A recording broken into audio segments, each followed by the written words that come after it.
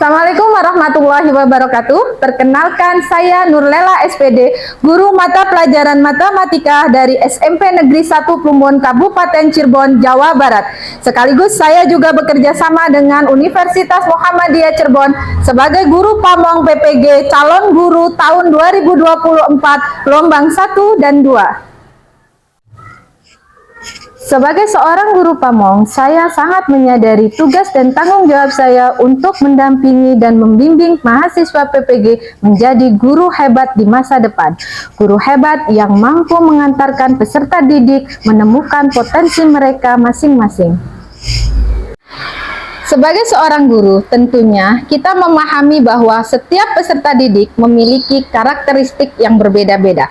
Sesuai dengan prinsip Ki Hajar Dewantara bahwa dalam proses pembelajaran kita harus menyesuaikan dengan kodrat alam dan kodrat zaman.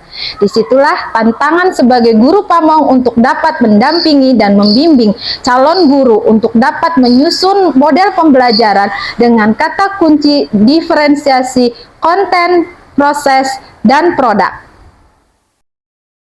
Hasil analisis modul ajar yang dibuat oleh mahasiswa calon guru dan pengamatan terlihat bahwa ternyata semua mahasiswa calon guru di bawah bimbingan saya masih memandang bahwa semua peserta didik itu sama.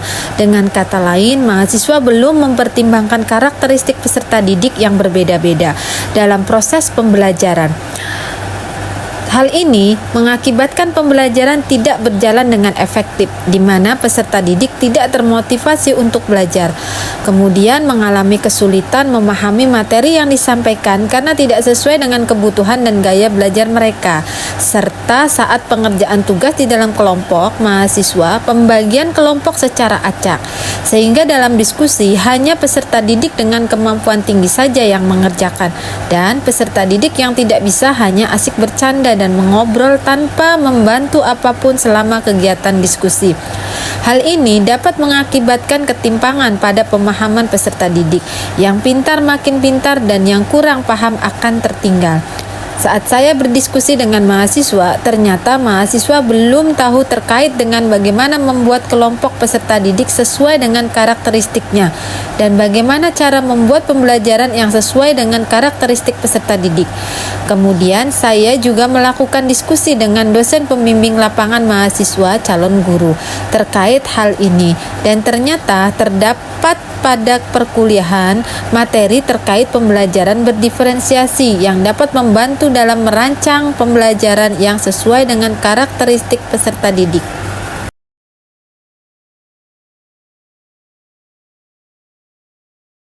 Mempertimbangkan hal tersebut sebagai guru pamong, saya merancang agar mahasiswa dapat membuat pembelajaran yang sesuai dengan karakteristik peserta didik dengan penerapan pembelajaran berdiferensiasi.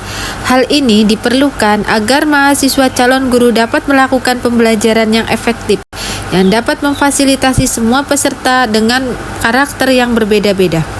Untuk dapat mencapai hal tersebut, terdapat beberapa tantangan bagi saya sebagai guru pamong. Di antaranya, saya harus mengubah pola pikir dan kebiasaan mahasiswa calon guru yang menyamaratakan karakter semua peserta didik. Bagaimana saya bisa membimbing mahasiswa calon guru untuk dapat membuat tes diagnostik dan dapat mengelompokkan peserta didik berdasarkan dengan kelompoknya. Dan keterbatasan waktu yang singkat karena mahasiswa juga melakukan perkuliahan dan PPL secara bersamaan. Agar mahasiswa calon guru bisa menciptakan pembelajaran yang sesuai dengan karakteristik peserta didik, maka sebagai guru pamong saya akan senantiasa mendampingi mahasiswa calon guru untuk bisa belajar terkait pembelajaran berdiferensiasi di sekolah saat PPL, dan mahasiswa juga mendapatkan bimbingan dari dosen pembimbing lapangan atau DPL sebagai pengawas dan pemberi feedback dari kegiatan pembimbingan mahasiswa calon guru.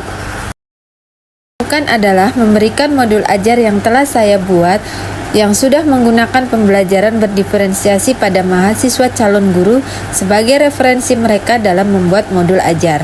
Selain itu, mahasiswa calon guru juga melakukan observasi di dalam kelas di mana saya sebagai guru model yang menerapkan pembelajaran berdiferensiasi dalam proses pembelajarannya. Hal ini membantu mahasiswa calon guru untuk melihat secara nyata bagaimana penerapan pembelajaran berdiferensiasi. Kemudian, langkah selanjutnya yang dilakukan ialah merancang modul ajar yang menggunakan pembelajaran berdiferensiasi. Hal pertama yang dilakukan ialah menyusun dan melakukan tes diagnosis untuk mengetahui karakteristik peserta didik.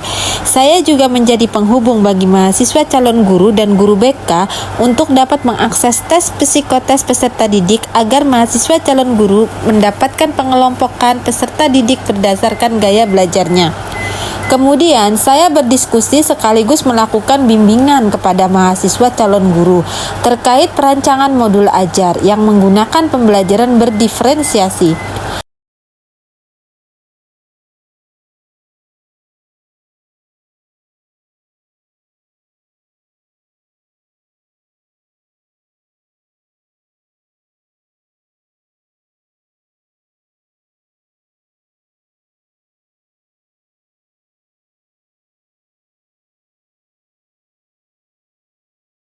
Salah satu contoh pembelajaran diferensiasi yang dilakukan oleh mahasiswa calon guru antara lain pembelajaran dengan menggunakan puzzle sebagai bentuk dari pembelajaran berdiferensiasi proses dan produk. Di sini peserta didik akan mengikuti proses pembelajaran di mana mereka akan menyusun puzzle yang benar dengan soal yang diberikan dan menghasilkan produk berupa hasil dari puzzle yang telah disusun yang dihias sebagus mungkin. Selain itu, ada juga penggunaan LKPD yang sesuai dengan tingkat pemahaman peserta didik, yang merupakan bentuk dari diferensiasi konten dan proses. LKPD disusun dengan materi yang menyesuaikan dengan tingkat pemahaman peserta didik. Dari sini merupakan bentuk dari diferensiasi konten. Selain itu, LKPD juga dilengkapi dengan langkah-langkah yang dapat diikuti peserta didik untuk dapat memecahkan masalah sebagai bentuk dari diferensiasi proses. Mahasiswa calon guru yang sangat antusias dan merancang dan melakukan pembelajaran berdiferensiasi. Peserta didik juga terlihat lebih aktif dan termotivasi dalam mengikuti pembelajaran yang berlangsung.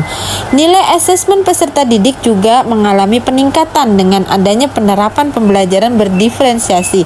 Dosen pembimbing lapangan atau DPL juga memberikan apresiasi dalam segala proses yang telah dilalui mahasiswa calon guru dalam merancang pembelajaran yang berdiferensiasi dan memberikan penilaian yang positif selama pelaksanaan praktek mengajar.